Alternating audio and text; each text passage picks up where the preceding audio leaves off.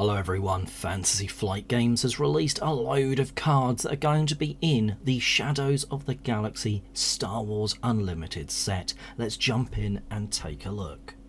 Straight up we have one of the big leaders of this second Star Wars Unlimited set, the Mandalorian.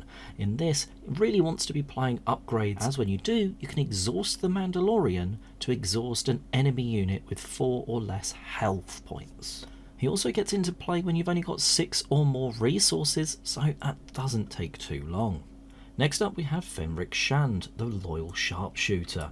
I really like this on attack ability. You deal 1 damage to the defender if it's a unit for each different costing card in your discard pile.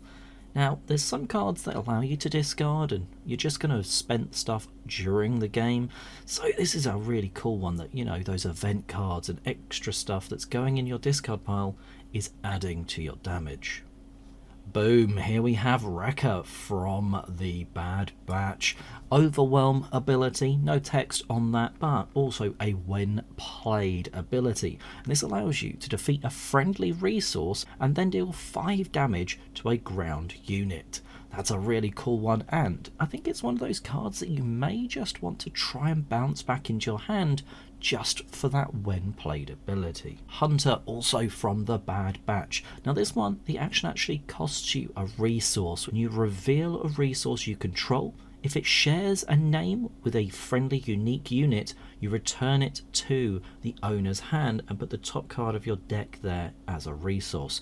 So this is going to be a really cool way of you knowing, effectively, I've got a copy of a card, a unique card in front of me, I can save that there for later. And it works with Hunter, who's really good at tracking people. Next up we have Bo-Katan, who has a really cool little action that if you've attacked with a Mandalorian unit, so the sort of effectively the tags on one of the other cards, this phase you deal 1 damage to a unit. That's just a really easy way to get an extra 1 damage out and could be just swinging the battle in your favour. Next up we have a 3-cost tactic card, Spare the Target. You return an enemy non-leader unit to the owner's hand and collect that unit's bounties. That's going to be super important as you add bounties onto the opposing player's units. But it's not just that, it's a very small board clear opportunity. Next up we have IG-11, a 5-cost droid bounty hunter.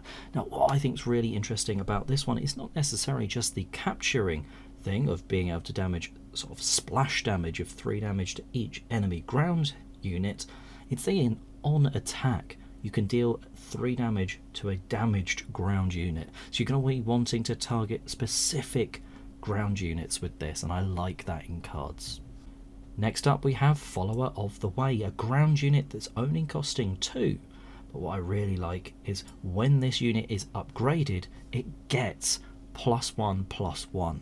So it's like a double upgrade, which works really well within the Mandalorian card as a leader that wants things to be upgraded.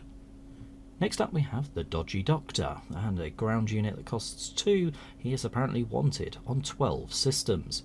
Yes, he's shielded, but it also introduces the bounty, which is one of the new things that's in the Shadows of the Galaxy set. Next up we have the iconic line, This is the Way. This event card that costs 2 is getting you those Mandalorian cards or upgrades out of your deck that bit quicker.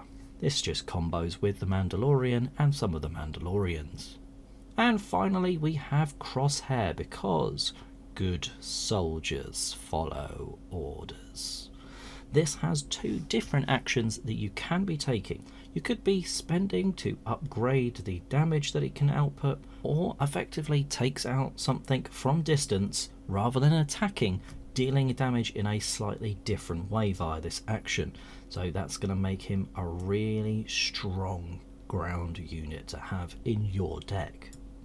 But what of these brand new cards is your favourite? Which one are you definitely going to be wanting to add to one of your current decks? And which one do you really want to craft a deck around when Shadows of the Galaxy is released later this year? Let us know in the comment section below, and have a fantastically force-filled good day.